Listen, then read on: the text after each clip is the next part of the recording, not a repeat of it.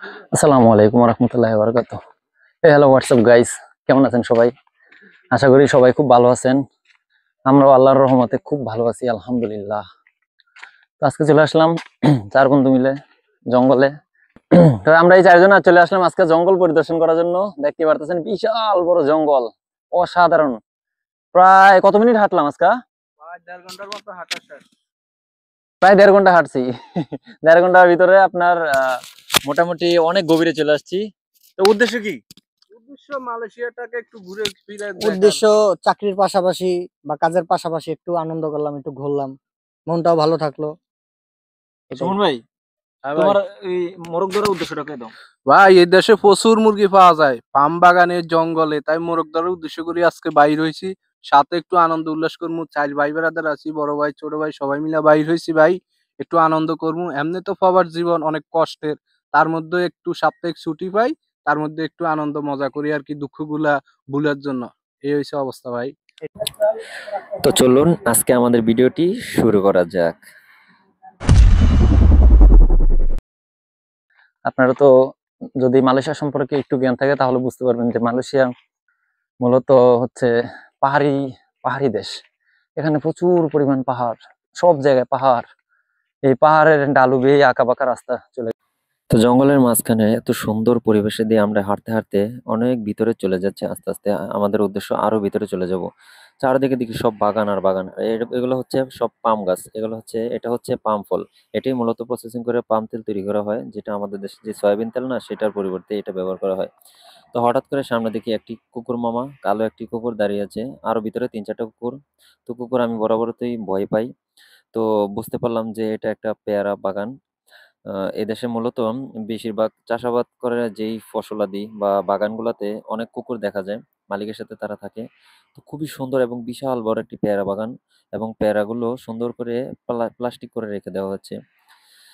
তো আমরা এই পেয়ারা বাগানের মধ্যে দিয়ে হাঁটতে হাঁটতে চললাম। আশেপাশের পরিবেশটা বাই জাস্ট ওয়াও! কি বলবো? আলহামদুলিল্লাহ, এত সুন্দর। তো আমরা ৪ জন আজকে বেরিয়েছি মূলত বনমোরগ দেখার জন্য। আর বাঁদর, যাই হোক জঙ্গলের সৌন্দর্য উপভোগ করার জন্য। হাঁটতে, হাঁটতে হঠাৎ করে আমার সামনে খুব আশ্চর্য একটা জিনিস পড়লো। জঙ্গলের এত মাঝখানে কে রাখলো এটা? তো আমি আপনাদেরকে দেখাচ্ছি সেই জিনিসটা কি। এটা মূলত হচ্ছে একটি মূর্তি। সম্ভবত এখানে অনেক তামিলরা থাকে। তামিলরা তারা মূর্তি পূজা করে, হিন্দু ধর্মের হয়ে থাকে, এবং চাইনিজরা চাইনিজ ধর্মের হয়ে থাকে। তো মূর্তিটার অবস্থা খুবই খারাপ। উপরে নিচে চারদিকে খুবই বিচ্ছিরি একটা পরিবেশ। জঙ্গলে ভরে গিয়েছে।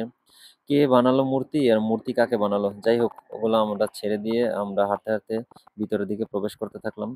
তো হাঁটতে, হাঁটতে ভিতরে গিয়ে দেখি ও বাবা! ভিতরে যে আরো বড় জঙ্গল। এত বিশাল বড় জঙ্গল। চারদিকে শুধু গাছ আর গাছ। এই জঙ্গলটা মোটামুটি দেখলাম একটু পরিষ্কার। কারণ এখানে সম্ভবত পাম ফলগুলা সংগ্রহ করা হয়। তো আশেপাশে ডানে বামে যেগুলো রয়েছে সেগুলো পরিষ্কার করা হয় না। সেগুলোতে আমরা গিয়েছিলাম। তো দেখি বনমোরগ দেখা যায় কিনা। তা হাঁটতে, হাঁটতে দেখি একটু ডালু বেয়ে উপরে উঠতে হচ্ছে। পা ব্যথা হয়ে যাচ্ছিল। আই এম সো এক্সাইটেড পাহাড়ি বন্য মোরগ দেখার জন্য। আমরা তো সবসময় মোরগ বাসায় পালতাম, ঠিক না? তো এখানে জঙ্গলের ভিতরে যদি পাহাড়ি মোরগ দেখা যায়, বিষয়টা খুবই ইন্টারেস্টিং হবে। তো হঠাৎ করে জঙ্গলের খুবই গহীনে দেখলাম যে কিছু কূপ আছে। এখানে একটা কূপ খনন করা হয়েছে। তো এখানে আগে মানুষ থাকতো কিনা বা এখন এখানে কেউ আসে কিনা আমাদের জানা নেই। এবং ইভেন এখানে একটি কুকুর, বিড়াল, কোনো পশু প্রাণী কিছুই দেখা যাচ্ছে না। শুধু মাঝে, মাঝে কিছু পাখির ডাক শোনা যাচ্ছে। জঙ্গল আসে ঘোরার জন্য, বড় ভাইরা ছবি তোলার জন্য ব্যস্ত।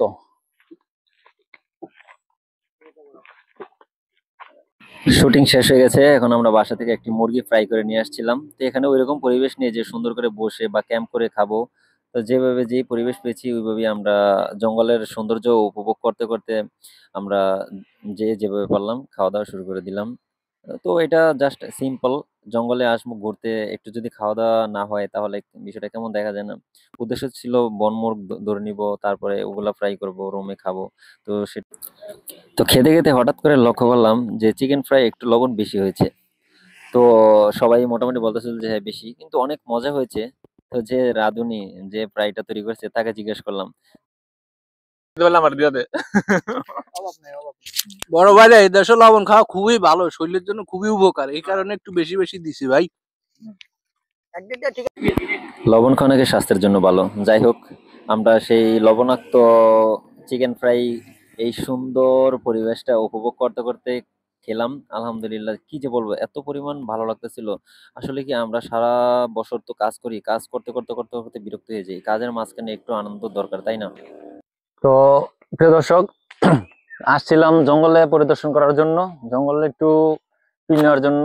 পিল নেওয়া শেষ, যা আল্লাহ আল্লাহ যা রিজিকে রাখছে তাই খাইলাম আলহামদুলিল্লাহ। একটা আপনার চিকেন ফ্রাই করে নিয়ে আসছিলাম, একটা ছোট মোরগ। তো জঙ্গলে যে জিনিসটা আজকে খুব মিস করলাম সেটা হচ্ছে বন মোরগ। আমরা একজ্যাক্ট সময়টা জানি না এটা কখন বের হয়, বিকালে না সন্ধ্যায় নাকি দুপুরে। সম্ভবত মানুষের উপস্থিতি পেয়ে অনেক সময় তারা দূর থেকেই সতর্ক হয়ে যায়। তো আমাদের ঘোরাফেরা আজকের মতো শেষ আলহামদুলিল্লাহ। রবিবারটা খুব চমৎকার উপভোগ করলাম। করিস না রে ভাই। রবিবারটা খুব চমৎকার উপভোগ করলাম, খুবই ভালো লাগলো। খুবই, কি বলবো, মানে আলহামদুলিল্লাহ, একবারে অন্তরের অন্তঃস্থল থেকে বলতেছি, খুব খুব খুব খুব উপভোগ করেছি, খুব আনন্দ পেয়েছি আলহামদুলিল্লাহ। এখন আমাদের যাত্রাপথ শুরু, চলে যাওয়ার সময় হয়ে গেছে অলরেডি। আপনার বাজে কয়টা? 6টা, 6:30 বেজে গেছে। 1 ঘন্টা সময় আছে আমাদের। আমাদের যেতেও প্রায় এরকমই সময় লাগবে, 40-50 মিনিটের মতো। আমরা 40-50 মিনিটের মতো হাঁটবো। জঙ্গলের অনেক গহীনে চলে আসছি। মালয়েশিয়ার জঙ্গলগুলোতে কিন্তু মোটামুটি একটু রিস্ক থাকে, একটু রিস্কি। এখানে অনেক জীব জানোয়ার জন্তু থাকে। আমরা যেহেতু 4 জন আছি, কোনো সমস্যা হবে না আশা করি ইনশাল্লাহ। তারপরেও বলা যায় না, সতর্কতা অবলম্বন করা উচিত। আমার চ্যানেলে যদি নতুন হয়ে থাকেন অবশ্যই লাইক করবেন, সাবস্ক্রাইব করবেন এবং শেয়ার করতে অবশ্যই ভুলবেন না। তো আমরা ঘোরাঘুরি শেষ করে এবার বাড়ির উদ্দেশ্যে রওনা দিলাম, কারণ আমাদের যেতেও প্রায় 1 থেকে 1 ঘন্টা 20 মিনিটের মতো সময় লাগবে। তো ইন্টারেস্টিং বিষয় যেটা, সেটা আমি সবচেয়ে বেশি, যে বিষয়টা সবচেয়ে বেশি খুশি হয়েছি সেটা হচ্ছে আমি মুরগি দেখতে পেয়েছি। এই জিনিসটা খুবই ভালো লাগছে। আমরা একটা না, কয়েকটা মুরগি দেখতে পেয়েছি, কিন্তু তখন আমার ক্যামেরা অফ ছিল, যে কারণে আমি রেকর্ড করতে পারিনি। মুরগিগুলো খুব ফাস্ট, খুব যদি দ্রুত কাছ থেকে উড়ে দেখাই, চলে গেল।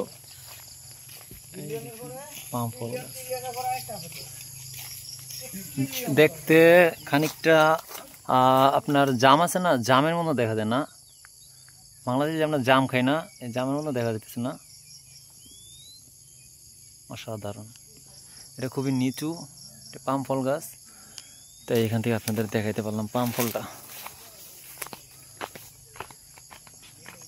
বের হওয়ার রাস্তাটা খুবই সুন্দর, বের হইতে পারতেছি আলহামদুলিল্লাহ। এই যে এরকম জায়গার ভিতর রুম করে থাকা, এর ভিতরে তো শান্তি। আরে কত ডরের সুন্দর বিষয় না, কিন্তু শান্তি। নিরিবিলি জায়গা, পরিবেশ। এটা ডুরিয়ান গাছ না?